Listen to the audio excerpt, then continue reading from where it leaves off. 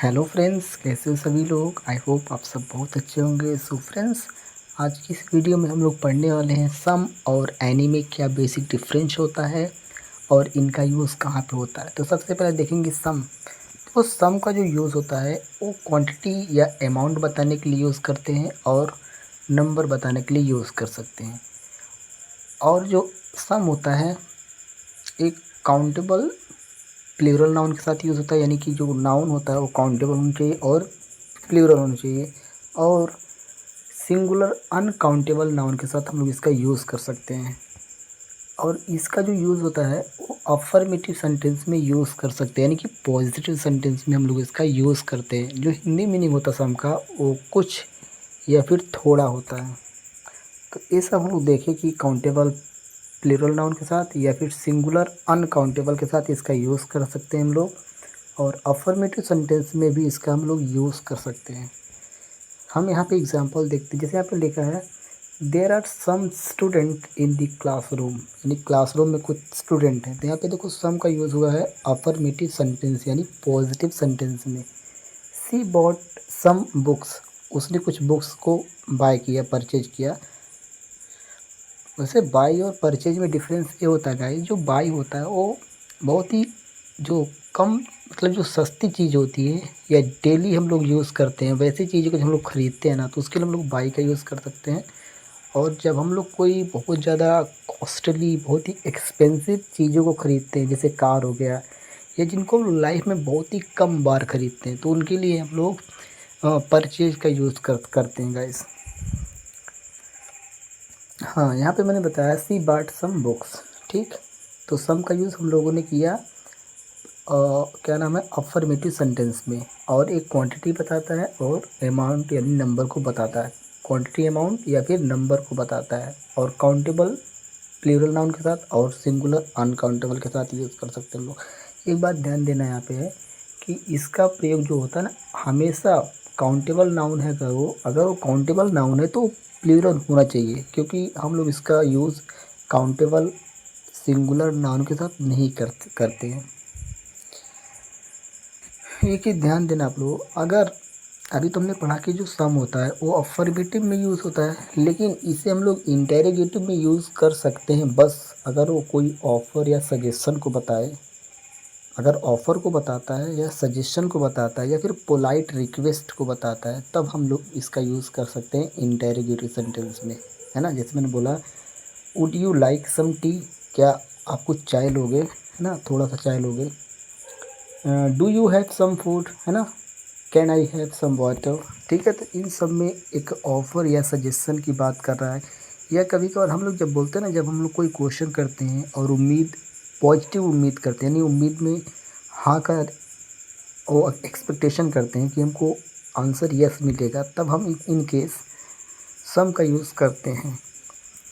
Next देखेंगे guys any का use कहाँ पे करते हैं। देखो एनी एनी भी जो होता है वो अमाउंट को बताता है, यानी क्वांटिटी को बताता है और नंबर को बताता है।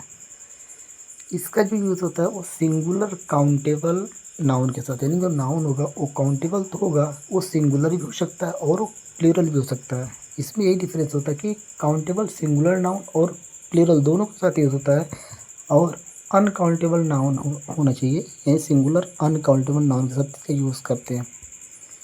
और इसका जो यूज़ होता है वो नेगेटिव सेंटेंस में या फिर इंटेरोगेटिव सेंटेंस में इसका यूज़ करते हैं हम लोग।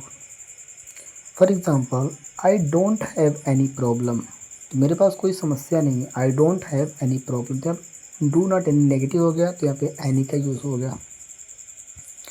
इंटेरोगेटिव में देखिएगा do you have any brothers, क्या आपके कोई ब्रदर यानी भाई हैं। डू यहाँ पे एनी के साथ ब्रदर्स यानी प्लूरल काउंटेबल नाउन आ गया। यहाँ पे ब्रदर भी हो सकता है, ठीक है, यानी सिंगुलर काउंटेबल नाउन भी यूज़ हो सकता है। अब आपको कुछ यहाँ पे वर्ड्स हैं उनको याद रखना है कि बेशक सेंटेंस में आपको नॉट नहीं दिखे, बट अगर सेंटेंस में आपको hardly, scarcely, rarely, बेयरली, seldom, without, यानी ये सब जो वर्ड है ना, ये ऑलरेडी ये अपने में ही क्या है नेगेटिव सेंस देते हैं। तब इन वर्ड्स के साथ अगर आपको यूज़ करना पड़ेगा तो आप सम को नहीं बल्कि एनी को प्रीफर करेंगे, ठीक है, क्योंकि ऑलरेडी ये सब नेगेटिव वर्ड हैं। तो अगर आपको सेंटेंस में इस सब वर्ड दिखाई देना तब आप एनी को बताना। हाँ देखो यहाँ पे कुछ एग्जांपल लिखा मैंने, एक सेकेंड। हाँ जैसे आई डिड इट, मैंने किया इट इसे विदाउट एनी डिफ़िकल्टी, तो यहाँ पे विदाउट लग गया, तो विदाउट के साथ आप लोग हमेशा एनी का यूज़ करेंगे, ठीक है। हाँ मैंने यहाँ पे बताया ना कि any, any is used with the following words, in words के साथ आप हमेशा एनी का यूज़ करेंगे। चलिए मैंने एग्जांपल लिखा है कि I did it without any difficulty, बिना कोई डिफ़िकल्टी मैंने इसे कंप्लीट किया। या I hardly watch any television, मैं मुश्किल से टेलीविज़न देखता हूँ ना, apart from news and current affairs. तो यहाँ पे हार्डली लग गया, तो हार्डली की वजह से आपने एनी का यूज़ किया। देखो एनी का यूज़ हम लोगों ने पढ़ा कि एनी का जो यूज़ होता है वो नेगेटिव में यूज़ होता है या फिर इंटेरोगेटिव में यूज़ होता है, यानी कि क्वेश्चन मार्क वाले सेंटेंस में होता है। बट आप एनी का यूज़ अफर्मेटिव सेंटेंस में भी कर सकते हो, बस कंडीशन ये है कि जब ये सेंस देता है इट डजंट मैटर, यानी कोई फ़र्क नहीं पड़ता है, अगर आपको ऐसा सेंस दिखाई दे कोई फ़र्क नहीं पड़ता है, तब उस स्थिति में आप लोग एनी का यूज़ अफर्मेटिव सेंटेंस में कर सकते हो, बस इसको ध्यान रखना, it doesn't matter which. For example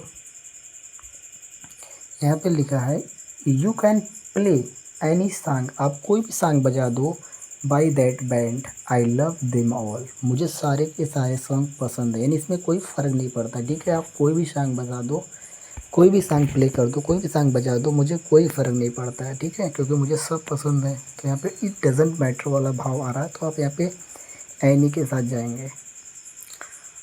हाँ नेक्स्ट देखिए यहाँ पे choose any pair of shoes, आप शूज़ में कोई भी जोड़ा ले लो, है ना, कोई भी पेयर ले लीजिए, यू वांट, जो आपको चाहिए, जिसे आप चाहते हो, ठीक है, कोई भी पेयर ले लो। क्यों? क्योंकि they are all the same price, सबका प्राइस क्या सेम है। जब सबका प्राइस सेम है तो कोई फ़र्क नहीं पड़ता, आप कोई भी ले लीजिए, कोई भी सिलेक्ट कर लीजिए, ठीक है। तो यहाँ पे सम और एनी का डिफरेंस हम लोग पढ़ेंगे। यही सेम चीज़ को मैंने यहाँ पे टेक्स्ट में लिखा गया डिजिटली, तो इसको भी आप देख लीजिएगा, ठीक है। तो बस यही था डिफरेंस, और ऐसी वीडियो देखने के लिए आप चैनल को सब्सक्राइब कीजिएगा, आपको ऐसी ही वीडियोज़ मिलती रहेंगी। और अगर आपको वीडियो थोड़ा भी पसंद आए तो आप वीडियो को एक लाइक कर दीजिएगा। तो मिलते हैं किसी नेक्स्ट वीडियो में, तब तक के लिए goodbye and take care.